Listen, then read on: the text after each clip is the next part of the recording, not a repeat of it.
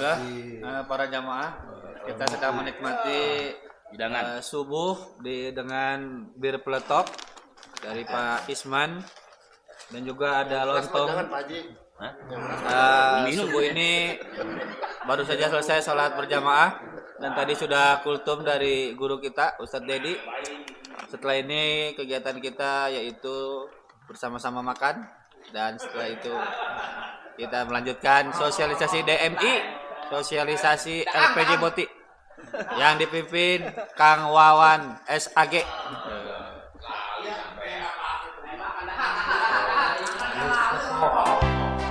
Kopi push up.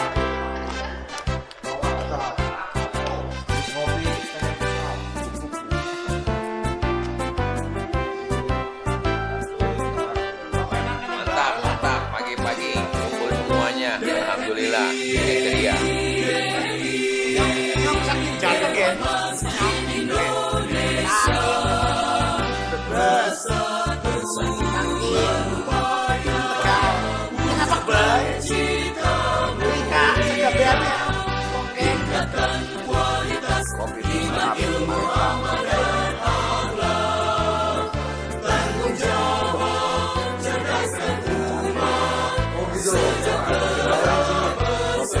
Ya ada duanya. Minum push up kita. Mungkin push up bukan sekedar kopi, tapi push up adalah kegiatan untuk push up. Terima kasih.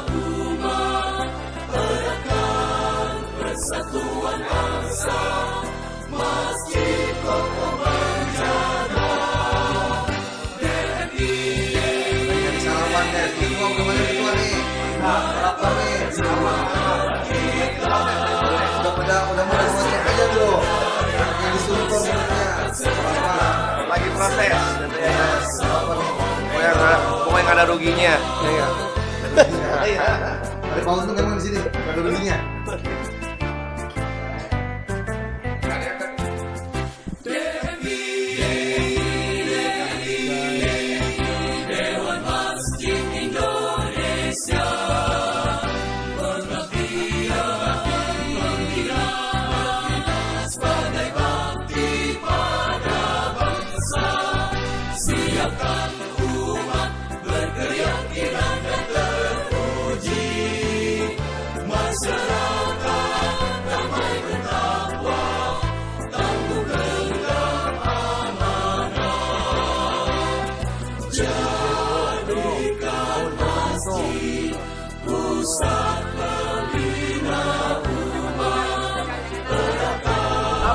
Sampai Bandung nih.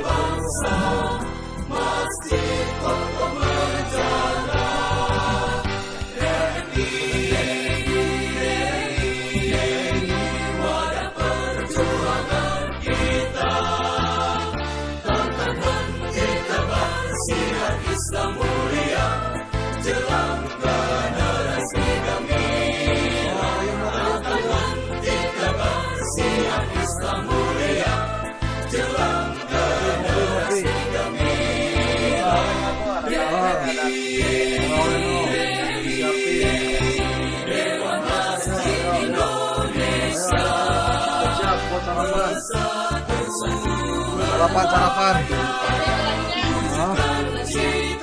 Ini bareng-bareng pulangnya. Penting ini bar, LPJ nih. Tanggung jawab cerdasan umat, sejahtera bersama. Ngopi. Ayo.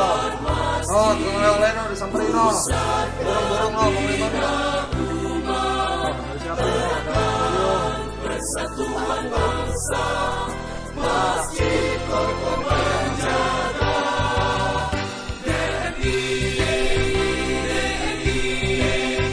wadah perjuangan kita. Masjid berdaya, masyarakat sejahtera, senantiasa mohon ridhonya.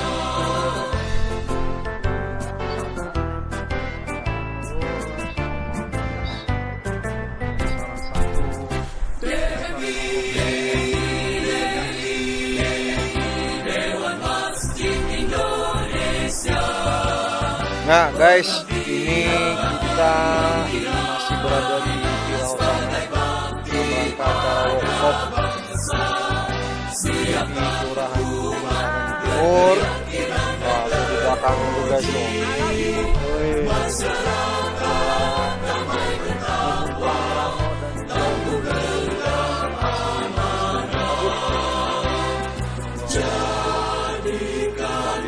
Guys, wajib disyukurin guys.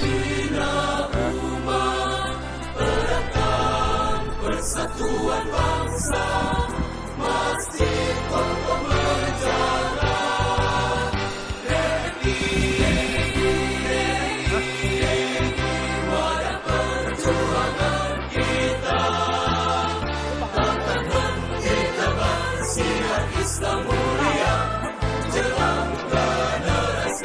Assalamualaikum warahmatullahi wabarakatuh. Para pemirsa sekalian di mana saja berada, alhamdulillah pada pagi hari ini kami berada di lokasi Villa Hosana di daerah Kolibah, Cianjur, Puncak. Dan hari ini kami masuk hari kedua dalam acara workshop DMI Kelurahan Cengkareng Timur. Kemudian dalam workshop ini banyak sekali program-program yang kami laksanakan. Nah, kemudian memang di dalam workshop ini ada yang namanya manajemen masjid, terus kemudian ada manajemen bisnisnya, dan juga ada teknik pemulasaraan jenazah. Maka mohon doanya kepada seluruh kawan-kawan, para sahabat, supaya acara ini tetap berkah, tetap eksis, dan mudah-mudahan bermanfaat untuk kita semua. Terima kasih. Saya atas nama Ketua MUI Cengkareng Timur mengucapkan syukron kasiran bila nihaya. Alafu minkum wallahul muwaffiq ila aqwamit thoriq. Assalamualaikum warahmatullahi wabarakatuh. Masjid Indonesia. Ayo mantap. Kejengkolan. Para peserta workshop, insyaallah sebentar lagi kita akan mendengarkan pemateri pagi ini, yaitu tentang daurah Maqdisiyah, kolaborasi membela Masjid Suci, dan akan diisi oleh para narasumber. Pertama, Dr. Syarif Abu Salamah, Direktur Al-Quds Foundation. Yang kedua, Ustadz Rofiki selaku Direktur Yayasan Sodaqah Mulia. Dan yang ketiga nanti ada penutup atau seremonial. Begitu. Sekali lagi yang masih mau melanjutkan habis hisab, dipersilakan sambil menikmati teh. Kami mohon kerjasamanya untuk maju ke depan para peserta seperti semangat ketika mendengarkan materi keuangan. Jadi minta kerjasamanya. Siapa tahu nanti door prize-nya ke Palestina.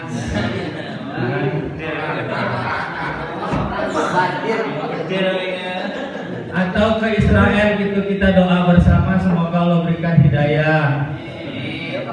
Karena tidak menutup kemungkinan ketika diketuk hatinya oleh Allah Subhanahu wa taala, Allah berikan kemerdekaan untuk Palestina. Sekali lagi kami panggil kepada para narasumber yang akan menyampaikan materi pagi ini. Yang pertama, Bapak Dr. Syarif Abu Salamah selaku Direktur Al-Quds Foundation. Yang kedua, Mukarram Ustadz Rofiki selaku Direktur Yayasan Sodaqah Mulia. Dan yang ketiga, sahabat kami yaitu Mukarram Ustadz Asbah. Untuk itu kepada para materi dengan segala hormat disilakan.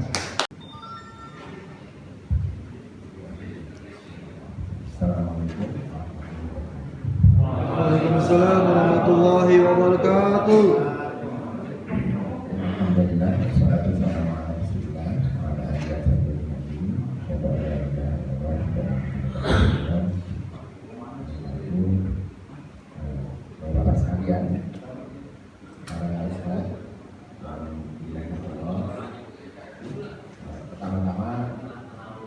perkenalkan, kami dari Lembaga Sadaka Mulia di Jakarta,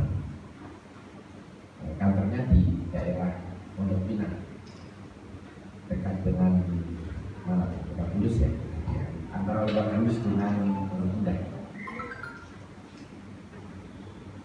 Jadi lembaga sadaka ini adalah lembaga yang bergerak dalam isu bantuan kemanusiaan, meskipun dia lebih dari 70-80%-nya adalah untuk bantuan kemanusiaan asli. Oleh karena itu, kami sangat bergembira pada kesempatan di pagi hari ini untuk bisa hadir bersama Bapak sekalian seluruh jamaah dan para ustadz untuk bisa mendampingi dan mengantarkan salah satu tamu kita yang mulia membahas dan kita juga menjawab dia tentang persoalan Palestina. Nah, tamu kita ini adalah salah satu dari tokoh Islam dari Kota Gaza. Dia adalah direktur dari lembaga Al-Quds atau Al-Quds Foundation, sebenarnya di depan Al-Quds Foundation. Namanya Dr. Syarif Abu Syambawan. Nah, kita hadir dan berjumpa dengan para ustadz sekalian untuk menyampaikan apa yang terjadi pada saudara kita di Palestina. Dan nanti lebih khusus lagi kita akan membahas tentang Gaza dalam waktu sesingkat mungkin ya, sehingga dalam waktu sekitar 1 hingga 2 jam nanti kita dapat mendapatkan faedah yang terbaik. Di hadil jazal mubarakah nahnu sama natalam hadil julus min Baitul Karim al-Fakir al-Islami al-Ghazali al-Mustini al-Syekh Abu Syamala لكي نستفيد من محاضرته حول أحداث التي جرت على إخواننا وأهلنا في فلسطين. فإلى حضرة الشيخ العزيز فليتفضل مشكورا. أعوذ بالله السميع العليم من الشيطان الرجيم. بسم الله الرحمن الرحيم. الحمد لله نحمدك يا ربنا حمدا طيبا مباركا فيه كما ينبغي لجلال وجهك وعظيم سلطانك، ونصلي ونسلم على خير أنبيائك سيدنا ونبينا وحبيبنا وشفيعنا محمد صلى الله عليه وسلم. وأبدأ حديثي بأن أحييكم بتحية الإسلام فأقول السلام عليكم ورحمة الله وبركاته. وعليكم السلام ورحمة الله وبركاته. الحمد لله الذي يسر لنا هذا الاجتماع المبارك في هذا اليوم الطيب مع هذه الوجوه الكريمة التي نذرت نفسها لتكون من أولئك الذين يعملون في خدمة بيوت الله وفي رعاية المصلين. وكم بها من نعمة وكم بها من فضل من الله عز وجل أن يجعلنا. Ada olahraganya? Ada. Kayaknya males ya di depan kena angin ya, nikmat sekali udaranya. Jadi kesimpulan yang beliau sampaikan di awal tadi, beliau menyampaikan rasa syukur Allah Subhanahu Wa Taala dalam pertemuan di pagi hari ini, dan sholat kepada Nabi Muhammad SAW, dan semoga beliau juga bergembira ya bertemu dengan kita. Kita cerita kalau sudah tambah sedikit bisa berada di dalam jebakan macet dan berat ya. Ternyata alhamdulillah sangat lancar sekali, tidak sekali perjalanannya. Semoga pertemuan ini membawa kepada kita semuanya. يفوتني أيضا أن أشكر الإخوة الذين دعوني لأكون بينكم وهم المؤسسة الرائدة مؤسسة صدقة التي لها فضل كبير وجهد واضح وأعمال ظاهرة في نصرة الشعب الفلسطيني المظلوم، وكذلك في رعاية المسجد الأقصى المبارك وبيت المقدس. وهذا فضل عظيم يؤتيه الله عز وجل لأولئك الذين يختارهم. إخواني الكرام، نحن عندما نكون جنود لبيت المقدس نحن ننال بركة بيت المقدس أكثر مما ينال منا بيت المقدس من العمل. بيت المقدس منصور بعون الله سواء بنا أو بغيرنا، ولكن أهم شيء أن نكون نحن وأنتم جنود في تحرير بيت المقدس. Ya.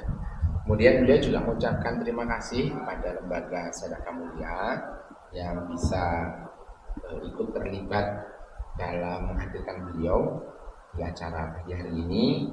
Anggap kita semuanya ini menjadi bangga ya, jadi bangga, kita bersyukur karena usaha-usaha seperti ini memberikan kepada kita kesempatan untuk berbuat baik, beramal soleh dalam bentuk memberikan pertolongan kepada saudara kita di Palestina dengan cara memahami apa yang terjadi di sana, dan mungkin kita bisa melakukan sesuatu ya untuk membantu mereka, seolah-olah perjuangan saudara kita di Palestina itu tidak sendiri. Kalau mereka adalah tentara yang berjuang di lapangan, maka seolah kita adalah tentara yang berjuang dari jarak jauh dengan doa-doa kita, dengan dukungan-dukungan kita yang lainnya. الخطر هو خطر الصهيونية العالمية، ابتدأ من فلسطين وبإذن الله سيموت في فلسطين، لكن إذا هذا الخطر استمر فإن آثاره السلبية ستكون على كل إنسان مسلم وكل إنسان حر وكل إنسان شريف في هذا العالم، لأننا نتحدث عن الصهيونية العالمية وخطرها قبل أن نبدأ في الحديث عن آثار الصهيونية علينا نحن كمسلمين وعلى إخواننا في فلسطين. Ya, karena apa? Para saudara sekalian, yang hal penting yang kita pahami dalam masalah Palestina itu, dan mungkin tidak terbayang oleh kita sebelumnya, bahwa kita tidak membayangkan sebenarnya persoalan Palestina itu bukan mereka itu hanya menghadapi bahaya terhadap diri mereka sendiri. Ini yang salah paham ya. Jadi kita menganggap musuhnya orang Palestina yaitu Israel itu hanya menjadi bahaya kepada Israel, tanpa kita menyadari sebenarnya Israel itu merupakan bahaya bagi semua dunia Islam, semua kaum muslimin. Nah, bahayanya seperti apa tidak akan dijelaskan. Nah, maka kalau kita nanti paham betapa bahayanya Israel terhadap seluruh dunia Islam, jadi ketika kita melihat orang Palestina atau saat ini adalah orang Palestina di Gaza berjuang untuk melawan Israel, sebenarnya mereka sedang tidak menyelamatkan diri mereka sendirian saja dan tidak sedang menyelamatkan Palestina saja. Mereka sebenarnya sedang menyelamatkan dunia Islam dari bahaya besar yang namanya Israel. Itu pemahaman yang Israel itu bahaya bagi dunia Islam, dan melawan Israel bukan sedang menyelamatkan orang Palestina atau mencari keselamatan buat orang Palestina, tetapi ini adalah upaya untuk menyelamatkan dunia Islam dari bahaya besar yang berasal dari Israel. أيها الإخوة الكرام،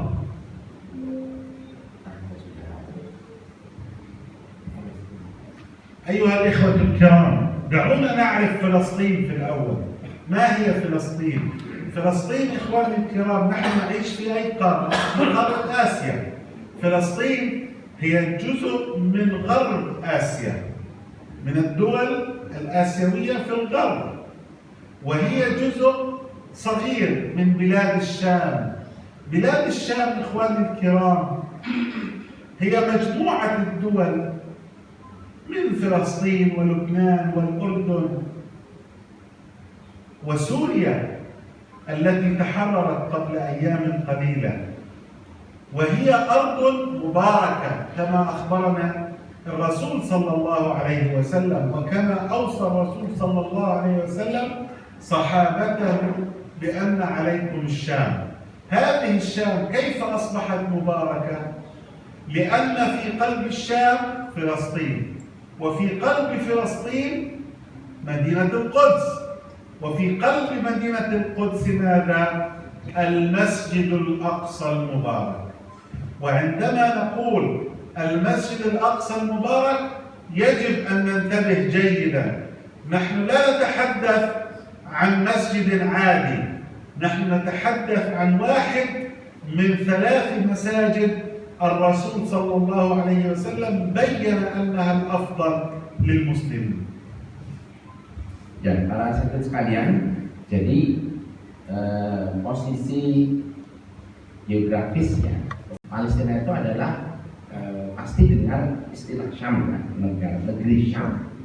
Nah, Syam itu adalah satu negeri yang hari ini terdiri dari 4 negara, yaitu Yordania, Palestina, Syria, dan Libanon. Jadi sekali lagi Syam itu 4 ya. Dan negara Syam, negeri Syam gitu. Nah, Syam itu 4. Apa? Palestina, Yordania, Syria, dan Libanon. Gitu. Nah, Syam itu punya kedudukan khusus di dalam Islam karena disebutkan di dalam hadis tentang keutamaan Syam. Jadi Syam itu punya kedudukan khusus karena ada doa keberkahan Rasul terhadap Syam. Tapi Syam yang 4 ini nanti pusatnya ada di mana? Pusatnya itu ada di Palestina. Jantungnya Syam itu di Palestina. Nah, Palestina itu masih ada pusatnya lagi. Pusatnya Palestina itu namanya Baitul Maqdis, atau orang menyebutnya dengan sebutan Al-Quds. Kalau orang-orang di luar Islam menyebutnya Yerusalem. Jadi Yerusalem dengan Al-Quds atau Baitul Maqdis sama. Nah, tetapi Baitul Maqdis atau Al-Quds atau Yerusalem, kalau di luar Islam ya, itu masih punya inti lagi, masih punya pusat lagi. Pusatnya Baitul Maqdis, pusatnya Al-Quds atau orang menyebutnya Yerusalem itu adalah Masjidil Aqsa. Jadi kalau disebut masjid namanya Masjidil Aqsa. Kalau disebut kota, kotanya apa? Al-Quds, gitu ya, atau Baitul Maqdis. Kayak Mekah, kotanya, masjidnya Masjidil Haram, negerinya negeri Jazirah Arabia, gitu ya. Ya dulu zaman Rasul nggak ada Saudi Arabia ya, Jazirah Arab sebetulnya. Nah, negerinya dan negaranya Palestina, kota sucinya Al-Quds, masjidnya Al-Aqsa, negerinya apa? Syam.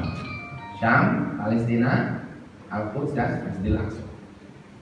أيها الإخوة الكرام، ولنعرف أهمية فلسطين في الجيوسياسية، تصوروا لو أننا صعدنا على ظهر نسر جارودة ثم ارتفعنا في السماء ووجدنا ونظرنا إلى العالم الإسلامي. انظروا إلى الخريطة هذه خريطة العالم الإسلامي من بقر في الشرق حتى طنجة في الغرب. نحن هنا في أقصى الشرق. إذا نظرنا إلى الوسط وإلى المركز ونقطة الاتصال بين جناحي العالم الإسلامي نجدها في المثلث الأحمر، وهي دولة فلسطين. إذا إخواني الكرام، فلسطين هي نقطة الوصل بين جناحي العالم الإسلامي الشرقي والغربي، ومن يسيطر على فلسطين فإنه يمنع أو يسمح باتصال جناحي العالم الإسلامي الشرقي والغربي. Ya, kalau kita melihat petanya maka nanti yang tampak seperti ini di depan. Yang hijau itu adalah dunia Islam. Hijau dunia Islam. Dimulai dari Maluku yang paling barat ya, Maluku atau Mauritania di Afrika. Terus sampai ke paling timur, negara Islam yang paling timur itu adalah Bogor, Indonesia ya. Negara Islam yang paling timur itu adalah Indonesia. Jadi tidak ada negara Islam setelah Indonesia. Bukan orang Islam atau masyarakat Islam. Ada masyarakat atau kota Islam di luar setelah Indonesia itu mungkin ada, mungkin di Amerika Latin atau di mana. Tapi kalau negara Islam yang paling ujung di timur itu adalah kita. Nah, sekarang di mana Palestina? Palestina tepat berada di tengah-tengah antara sayap. Kalau ini dunia Islam itu diibaratkan kayak sayap elang ya, burung elang ini ya. Kira-kira jantungnya ada di mana? Jantung burung elang ini ada di Palestina. Nah, jika para ustadz memperhatikan peta di atas, itu peta ini menggambarkan 3 benua ini ya, Afrika, Asia, dan Eropa. Gitu kan? Nah, yang daratan yang menghubungkan antara 3 benua ini, yang menghubungkan antara Afrika dengan Eropa, itu tidak mau tidak dia harus lewat Palestina. Dari Asia mau ke Afrika dia harus lewat Palestina, gitu ya. Sementara jika kembali lagi tadi kita melihat dunia Islam kalau diibaratkan seperti sayap burung elang, seperti itu ya, kanan dan kiri, maka jantungnya itu nanti akan berada di tengah-tengahnya di Palestina. Sehingga ini membuat kedudukan Palestina secara geografis menjadi sangat penting sekali. Karena apa? Karena siapapun yang ingin terhubung dengan wilayah-wilayah Islam secara lewat darat, mau tidak mau harus lewat Palestina. Maka yang menguasai Palestina dialah yang menguasai jantung dari dunia Islam. Di situ pentingnya perjuangan saudara dari Palestina, dan di situ juga pentingnya kenapa Zionis tidak boleh merebut Palestina, karena dia sedang merebut apa? Jantungnya dunia Islam. لذلك إخواني الكرام، لما الحركة الصهيونية العالمية أرادت أن تسيطر على العالم بدأت من فلسطين. والسؤال هنا، ما هي الحركة الصهيونية العالمية؟ الحركة الصهيونية العالمية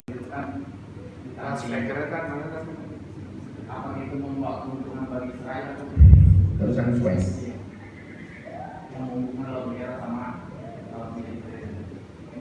Ya, hal hunaka istifadah min Israel min qanat Suez. نعم. الآن عندما الحوثي يسيطر على البحر الأحمر ويمنع السفن التي تأتي إلى إسرائيل، اليهود يستخدمون قناة السويس. للأسف هذا أمر محزن. وكيف وصل السفن إلى قناة السويس عبر عبر اليمن؟ لا، من البحر المتوسط. نعم. تعبر قناة السويس تذهب إلى العقبة. إلى في خريطة مصر. An apa? Jadi di mana lah ya dengan muhim tawassul mubasharatan ila Haifa. لأنه ليست كل الموانئ تقبل الشحنات. ليست كل Ya, tabiatul mawani. صحيح. Ya, tentu saja itu jadi gini, sebenarnya Israel itu didirikan itu juga menjadi pangkalan militer bagi negara-negara Eropa Barat ya. Dan mereka juga ingin mengamankan kanal Suez itu. Kanal Suez itu berada di dalam kendali mereka. Karena kalau Mesir itu ada mereka ingin mengontrol Mesir sehingga teluk namanya Suez itu di dalam kendali mereka. Salah satu kendalinya maksudnya gini, karena ada jalur yang sangat penting buat Eropa. Jika negara-negara Eropa tidak bisa lewat di situ, itu menjadi kerugian besar. Seperti yang sekarang terjadi ya, Yaman menggempur setiap kapal yang masuk ke teluk melalui Suez. Jadi digempur tuh. Mereka lebih besar nih sekarang negara-negara Eropa. Nah, Israel sendiri mendapatkan keuntungan dengan adanya kanal Suez itu, karena bantuan-bantuan yang datang dari arah Eropa itu masuk ke kanal Suez dan berhenti di pelabuhan mereka yang namanya Ilan di Teluk Aqaba, di atasnya Saudi Arabia. Jadi Saudi Arabia, Yordan, Israel. Nah, di Israel itu di atasnya Yordan, Saudi Arabia itu ada satu pelabuhan namanya Ilan. Pelabuhan yang menerima masuknya bantuan-bantuan dari Eropa, karena bantuan dari bukan bantuan ya, jalur perdagangan baru lah. Karena perdagangan yang berasal dari arah Asia, kapal-kapalnya tidak bisa lewat karena digempur oleh Houthi Yaman. Jadi betul itu memang ada. Begitu ya para saudara sekalian. Kita lanjutkan pada sesi kedua.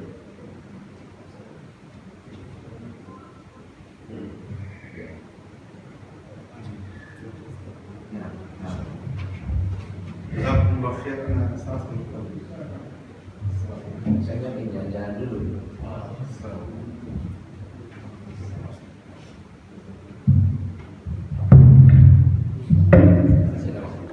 Nanti kita nonton video ya, kita nonton video.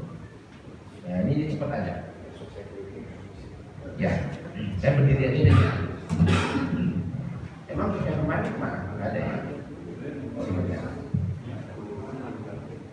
Kalau jadi oke. Gini ya para saudara sekalian, bismillahirrahmanirrahim. Assalamualaikum warahmatullahi wabarakatuh. Alhamdulillah, salatu wassalamu ala Rasulillah. Jadi ini adalah Gaza yang ada di ujung ya. Nah, di sebelah sana yang bercak-bercak itu tepi barat. Kenapa dia jadi bercak-bercak? Yang harusnya dia itu gambarnya utuh, penuh, menjadi bercak-bercak. Kenapa? Karena Israel masuk ke tempat itu dan merebut wilayah yang ada di sana yang tadi sudah sampai video tadi. Jadi yang sebelah timur itu mulai direbut oleh Israel. Nanti kalau kita menyebut ya Palestina dalam bahasa Indonesia, Palestine dalam bahasa Inggris. Jadi yang tidak ada itu Palestina. Nah, Palestina itu tidak ada tuh. Kalau mau menyebut Palestina atau Palestine atau dalam bahasa Arabnya Filistin. Nah, Filistin. Jadi kalau mau Filistin, dan itu bahasa Arab tuh ya. Atau Palestine dalam bahasa Inggris, atau kalau bahasa Indonesia Palestina. Ustaz, ya, ya silakan Ustaz. Terkait peta Palestina yang saya coba pelajari itu, Ustaz, kenapa justru Palestina adanya di tengah, sedangkan di pinggir-pinggirnya udah dikuasai sama Israel gitu. Nah, yang jadi betul sekali. Ini saya jawab langsung aja nih.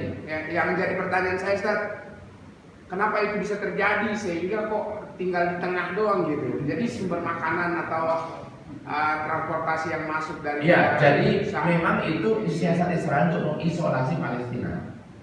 Jadi Palestina itu biar orang luar yang mau masuk negara, hubungan Palestina dengan negara luar terputus. Nah, diisolasi. Jadi kalau mau mengalahkan musuh, bentengin aja luarnya tuh, diblokade namanya. Siasat Israel itu siasat blokade. Blokade aja dulu. Nah, udah tuh kan dia nggak bisa apa-apa di dalam. Ada yang dia nggak bisa keluar, yang luar nggak bisa masuk.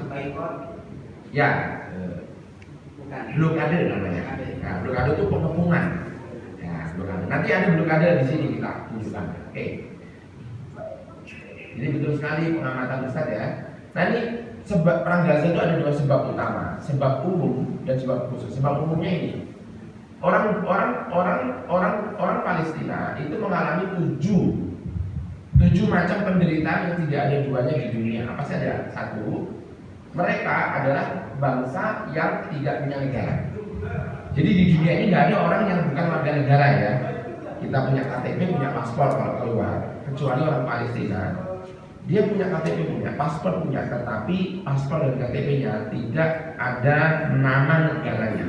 Kenapa? Karena Palestina itu bukan negara. Tidak ada keanggotaan sebuah negara disebut negara kalau dia menjadi anggota PBB. Palestina tidak diwakili oleh PBB menjadi sebuah negara. Itu masalah yang pertama. Jadi dulu mereka adalah warga negara Turki Utsmani. Begitu datang Israel, wilayah Palestina di wilayah Israel dihilangkan status kenegaraan mereka. Yang kedua, karena bangsa Palestina menjadi bangsa yang dijajah secara militer. Penjajahan di dunia ini ada ekonomi, politiknya. Yang tidak ada di dunia ini apa? Penjajahan militer. Dulu sudah selesai tuh dalam perang dunia kedua, kecuali Palestina masih dijajah sejak tahun berdirinya Israel 48 sampai hari ini. Oke, orang mengatakan Ukraina itu kan juga dijajah, betul. Tapi bedanya Ukraina itu negara yang sah. Jadi penjajahan Rusia itu berhak membuat Ukraina dibela sebagai sebuah negara yang terjajah. Kan lebih enak ya. Nah sekarang orang Palestina nggak punya negara ketika Israel menjajah, seolah-olah yang benar siapa? Israel. Yang salah siapa? Palestina. Kata orang-orang di seluruh dunia, yang ngapain lu melawan, ngapain lu bikin gara-gara? Ya wajar aja kalau lu dihancurin, gitu akhirnya. Dan pikiran kita pun termakan oleh hal ini. Padahal yang dilakukan oleh orang Palestina sebagai penduduk asli selama ribuan tahun, apa bedanya dengan Suryadi? Apa bedanya dengan Diponegoro? Apa bedanya dengan Jenderal Sudirman? Ini tanah saya, ibu saya lahir di sini, kakek saya terus, dan jutaan orang Indonesia yang lainnya yang ada di sini. Anda datang dari tempat nggak tahu di mana, lalu Anda menjadikan tanah saya ini sebagai tanah Anda. Mana bisa saya lawan kan? Gitu. Jadi sebenarnya kita nggak ada masalah dengan Yahudi. Kenapa? Yahudi itu nama agama. Orang bebas mau beragama apa saja, yang penting dia tidak ganggu, kan gitu. Sebagaimana juga orang Kristen, orang Hindu juga. Kita bahkan tidak ada masalah dengan Israel, karena apa? Israel itu nama etnis. Jadi kalau kita sebut Yahudi, golongannya, kategorinya Yahudi itu Yahudi, Islam, Kristen, Hindu juga.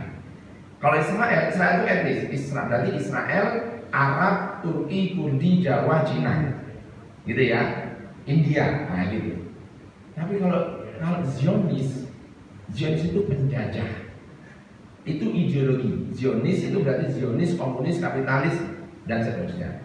Nah, Zionisme yang jadi masalah adalah kalau Anda ingin tinggal di Palestina, tapi dengan cara yang damai, datang ke sini, beli tanah atau nyewa tanah, hidup berdampingan, bertetangga dengan baik, gitu ya. Anda pengen buat tempat ibadah, caranya Anda harus berdiskusi, beli tanah, mendapatkan izin, dan itu nggak apa-apa. Tapi kalau Anda datang, hancurkan rumah saya, rebut sawah saya, bunuh anak saya, ngusir keluarga saya, ya mana ada orang yang kayak gitu bisa terima? Jangankan orang Yahudi, gitu ya. Kalau ada orang Islam melakukan kayak gitu, terima nggak kita? Kita nih lagi di Bogor, tapi bapak orang Jakarta ya, makanya seneng di sini ya. Kalau kata orang Bogor, kampungan banget orang Jakarta. Ini orang Jakarta, kedatangan orang Kalimantan, bikin rusuh, nyerobot tanah, ngancurin ruko segala macam, mau didiemin. Kan dia orang Islam, gitu. Kan dia orang Islam, masa kita sama Islam kenal? Ya nggak bisa kalau dia rusuh kita, kan begitu ya. Orang mana gitu ya? Jangankan orang Yahudi maksud saya. Kalau orang Islam pun nggak usah kita bicara orang Islam, saudara kita datang ke rumah kita ngancem anak istri, ngerebut, ya masa akan didiamin? Itu kata pendiri Hamas. Bapak tahu Hamas ya? Para pejuang Palestina itu Hamas. Pendirinya namanya Syekh Ahmad Yasin. Begini di kursi roda. Saya nggak ada urusan dengan Yahudi. Jangankan Yahudi, kalau saudara saya melakukan seperti yang dilakukan oleh Yahudi, Zionis akan saya lawan. Apalagi dia penjajah, nggak tahu jelas rumahnya dari mana, datang ke kota saya, ngusir penduduk satu desa, satu kota, diusir semuanya, ya kan kita lawan, gitu ya. Jadi mau dunia, seluruh dunia membela dia, tetap akan saya lawan. Itu begitu. Manusia itu punya kehormatan, punya martabat, punya keluarga yang juga ingin hidup dengan aman, tenang, dan terhormat. Kan gitu ya. Disitulah kenapa kita mendeklarasikan nggak boleh ada penjajahan di muka bumi ini. Harus kita lawan. Itu Indonesia harus mengatakan ini. Nah itu nomor 2, penjajahan militer. Bayangkan Israel caranya. Nah ini kenapa? Nah ini satu roket itu segitu tuh. Itu satu roket ya, gedenya tuh kayak gitu tuh. Daya ledaknya. Anak-anak kecil diperlakukan seperti ini. Sekolah diroket pakai bom fosfor yang dilarang oleh dunia. Sekolahan anak kecil betapa maksudnya banget gitu ya. Ngapain anak SD perempuan dan ditodong pakai senapan M16 yang dipakai untuk bertempur di medan tempur, dibawa ke jalanan, nodongin ke anak kecil, cemen banget gitu Israel. Ya kan? Cemen banget, ngapain ngadepin anak-anak kayak mau ngapain gitu. Itu pemandangan sehari-hari di Palestina tuh kayak gitu. Nah itu yang kedua ya. Yang ketiga, yang ketiga, ini yang tadi tanah yang dirampas. Nggak ada orang di dunia menjajah caranya ngusir-ngusir. Belanda aja ratusan tahun nggak begitu. Inggris ngusir enggak.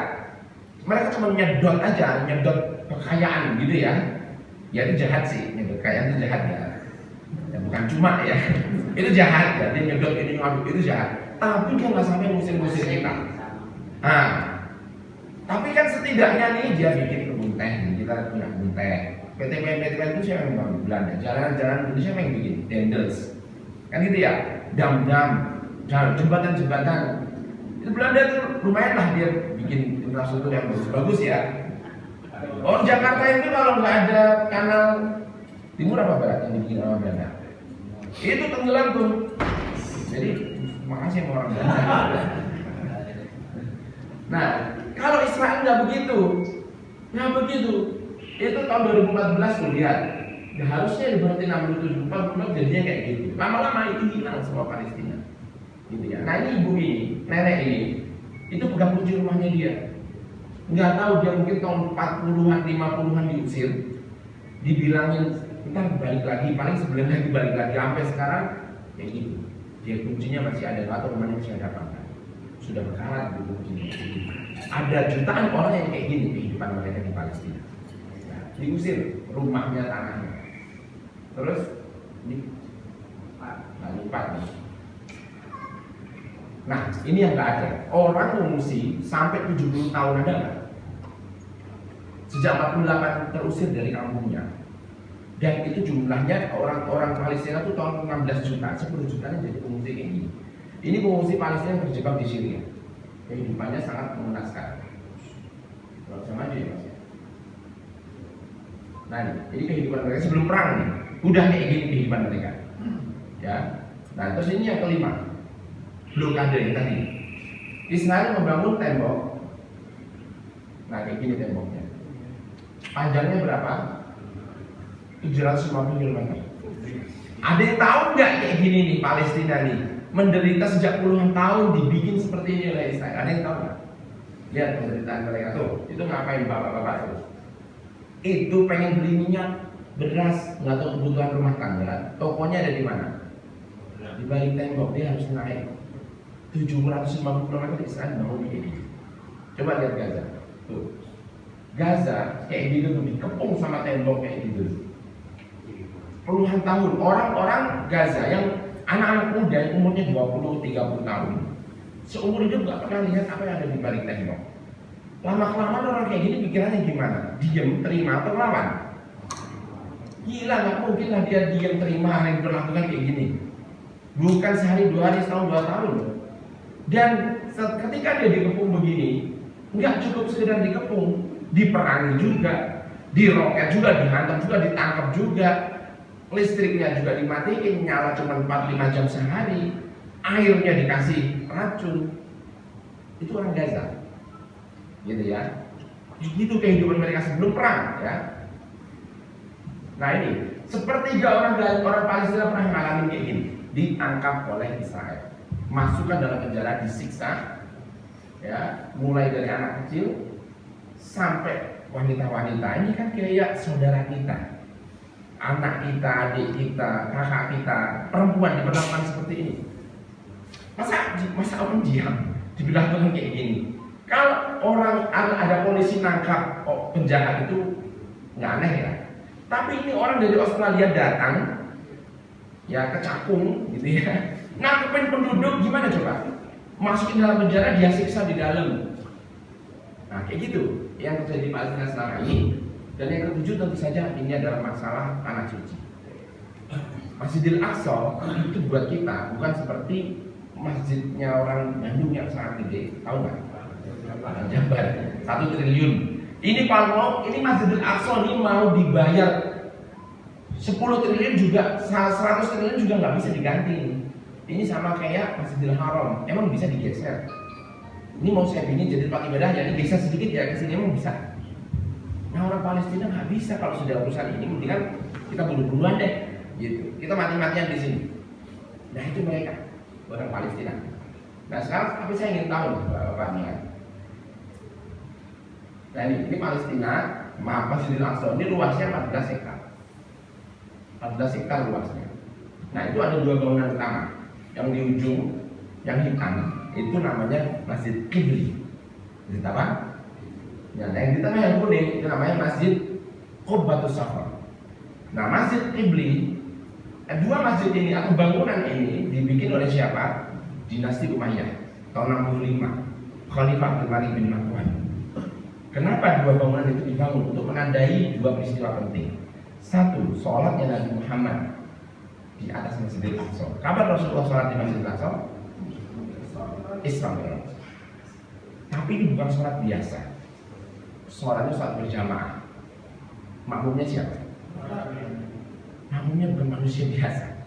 Semua nabi dikumpulin tuh di situ tuh oleh Allah tuh datangkan semua nabi dan Rasul. Naik buruk juga malam ini. Jadi buruk itu nggak satu, kata Rasulullah dalam hadis itu pas beliau datang. Ini banyak yang buruk nih.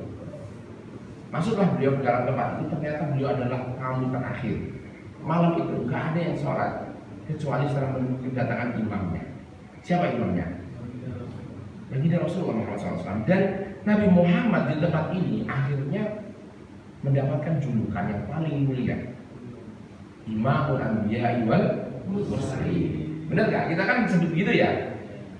Apakah beliau jadi imamnya para nabi di Mekah? Di Mekah? Enggak. Di Madinah? Enggak. Di mana? Palestina dan tepatnya di Masjidil Aqsa. Di tempat ini beliau diangkat, dinobatkan menjadi imamnya para nabi dan Rasul. Siapa yang jadi makmumnya? Semua nabi. Ada dalam hadis disebutkan jumlah nabi itu ada berapa? Berapa? 124.000 nabi, 300 rasul. Bayangin. Sholat di belakangnya ada Ibrahim. Nengok situ ada Sulaiman, situ ada Musa, ada Isa, Idris, Adam, tingginya 30 hasna. Bayangin betapa agungnya nabi kita. Di mana beliau diangkat menjadi seorang nabi, menjadi imamnya para nabi di tempat ini. Keren nggak tempat ini? Keren banget. Kemudian ke tengah tuh dia kubah yang kuning. Nah, ngapain di situ? Perjalanan menuju langit dimulai. Mi'raj. Oke? Jadi Isra dan Mi'raj itu Mi'rajnya dimulai dari yang kubah kuning, maka dibangunlah kubah kuning itu. Jadi inilah dia. Nah ini kubah yang hitam ini apa? Masjid Qibli.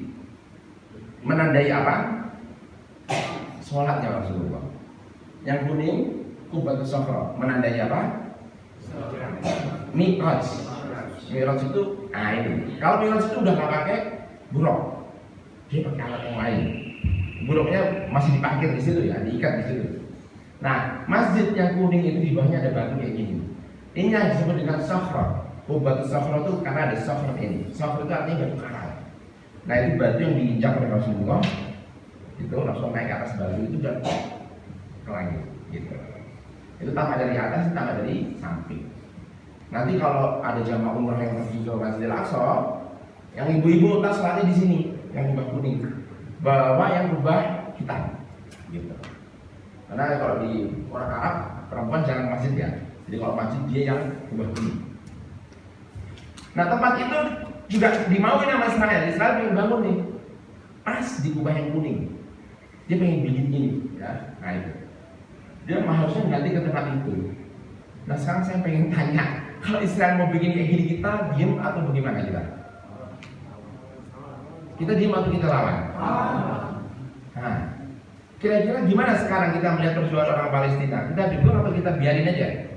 Kalau enggak, ini jatuh nih. Karena sekarang Yerusalem sudah dijadikan sebagai ibu kota Israel. Ngapain dia pindah dari Tel Aviv ke Yerusalem?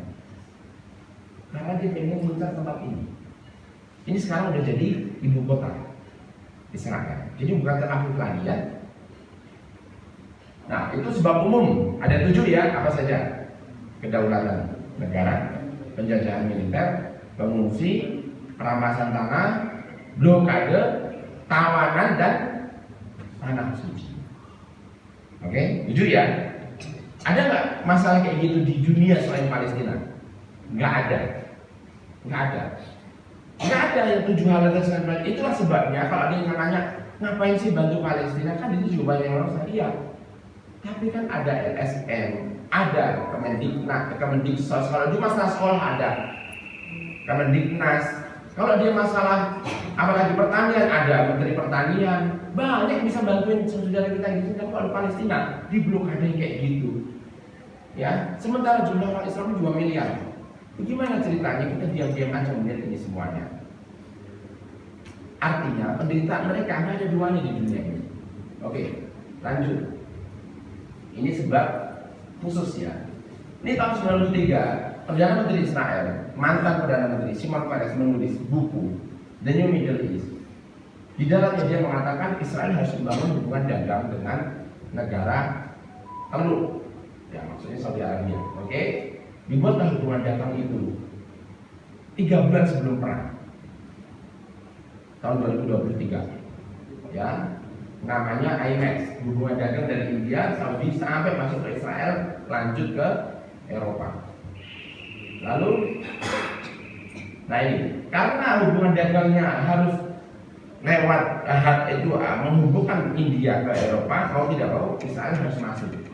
Maka gara-gara Israel masuk, mau tidak mau Saudi Arabia harus membuat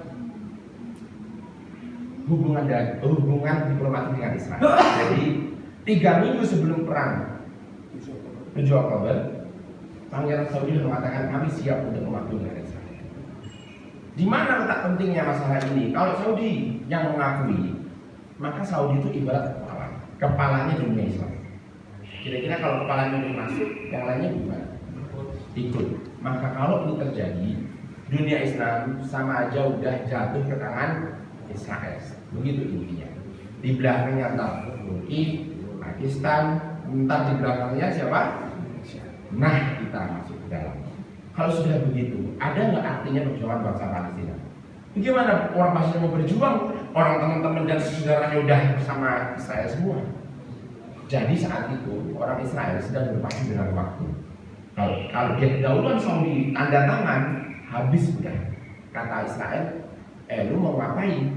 Orang Saudi aja temenan sama saya, masa kamu mau melawan? Nah begitu. Akhirnya mau tidak mau Palestina harus menyerah karena Saudi udah masuk. Dan dunia mengatakan apa? Itu memang bandit tuh, memang penjahat teroris, memang kayak gitu. Orang Saudi yang kepalanya aja nggak apa-apa kok akan begitu. Kemenangan akan berada di pihak Israel.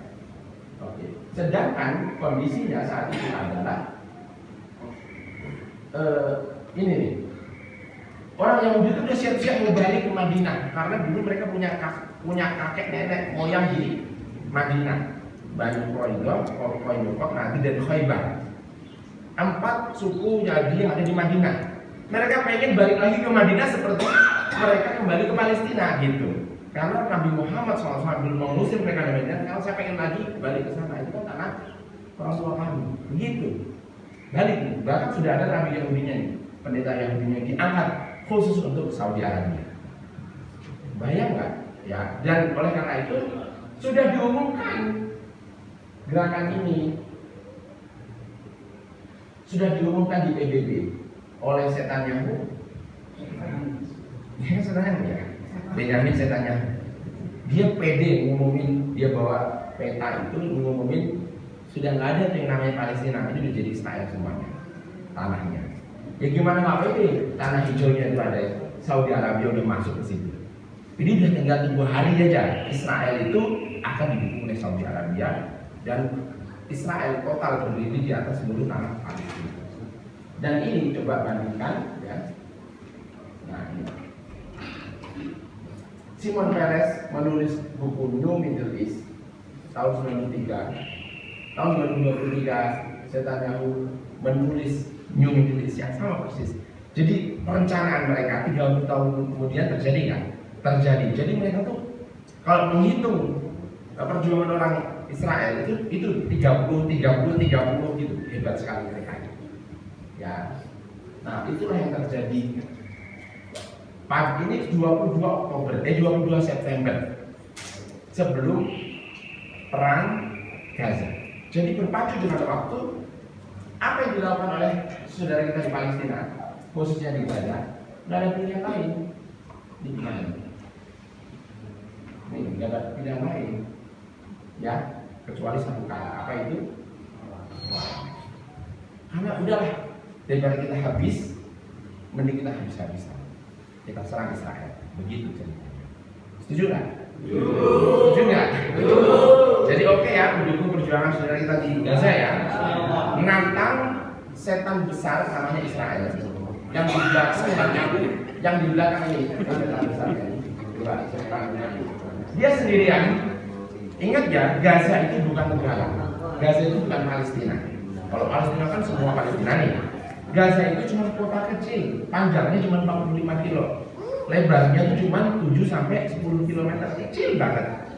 Negara ini udah menderita berpuluh-puluh tahun. Baik, sekarang bayangkan negara kecil, sebuah kota kecil menantang Israel, di belakangnya Amerika, Inggris, Uni Eropa, Prancis, Jerman, Australia, dan teman-teman dari negara-negara Arab yang lain, termasuk Saudi Arabia. Dia sendirian. Orang kayak gitu, ada yang mau nggak? Ada yang mau nggak? Oke, kita takbir dulu bareng-bareng ya. Allahu Akbar. Allahu Akbar. Allahu Akbar. Siapa yang mau membuat acara sholat bersama imam Palestina di bulan Ramadan? Tolong angkat tangan. Tolong angkat tangan. Itu kapan? Itu urusan nanti ya. Nggak jadi juga nggak apa-apa. Nggak jadi juga nggak apa-apa. Tapi ini minat saja. Siapa yang mau? Oke, jazakumullah. Nah, itu para ustadz itu ada form, silahkan diisi jika berminat ya. Tapi kan pasti nanti setelah pulang ngobrol lagi dengan teman-teman DKM yang lain kan. Nah, silahkan nanti. Jadi gini aja, itu cukup ditulis nama, nomor telepon, sama apa? Nama ustadz, nama masjid sama nomor telepon, dah itu aja, isi 3 hal itu. Nanti akan dihubungi. Urusan nanti tanggalnya kapan, jam berapa, oke, dan bagaimana itu urusan nanti. Ya, nanti akan ada tim dari Sadaqah yang menghubungi. Jangan khawatir, ini tuh dalam aspek biaya apapun, 100%, bahkan spanduk kita bikinin. Spanduk kita bikinin, backdrop kita bikinin, posting kita buatin, gitu ya. Yang penting para ustadz tinggal tunggu aja, nanti kita datangkan para imam-imam. Musola masjid. Iya. Ya, San. Kalau ada masjid di sebelah yang mau diajak, ya punya keluarga, nggak boleh, nggak harus masjidnya para ustadz ya. Boleh, silahkan diisi, nanti ntar kita hubungi. Nah, para asatidz sekalian, karena kita ini kan waktunya terbatas ya, juga syahidah takut kejebak sama macet, kita juga mau pulang. Kalau bisa diisi sekarang, cuma itu aja nih, nama ustadz, nama masjid, sama nomor telepon aja. Diisi, ntar kita ambil sekarang nih ya, ini kita ambil sekarang, kita bawa pulang, kita hubungi. Gitu, silahkan nanti diskusi dulu. Nah, waktunya kapan? Waktunya itu dari tanggal 1 sampai tanggal 23 Ramadan. Sampai tanggal 1 Ramadan sampai tanggal 23 Ramadan, masih lama ini. waktu acara sholatnya, terawihnya ya, terawih hari pertama sampai 23 Ramadan, bukan maksudnya sekali doang terawihnya. Terawihnya sekali, karena ini kan nyebar kemana-mana, ada keliling-keliling Ustaz. Jadi Ustaz hanya didatangi sekali aja ya, di waktu terawih, mau sholat subuh boleh, mau pengajian duha juga nggak apa-apa, boleh juga. Takwa. Kalau ya gitu ya Pak Ustaz sekalian. Jadi sekarang ditulis aja dulu nama Ustaz, nama peserta yang hadir di sini yang ingin ikut, ya. Yang kedua nama masjidnya, yang ketiga nomor telepon. Dah itu aja. Bebaskan